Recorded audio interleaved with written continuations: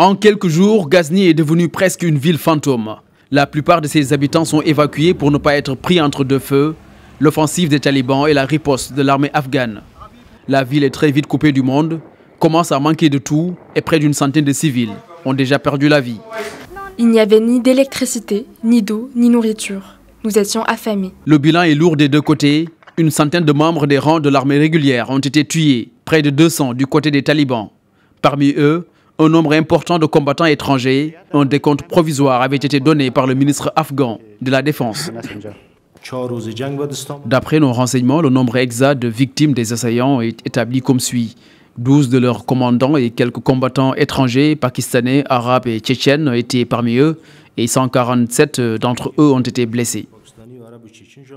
À Ghazni, les hôpitaux commencent à refuser du monde. Après l'attaque qui a eu lieu jeudi, le président Ashraf Ghani avait décidé l'envoi de renforts dans les plus brefs délais.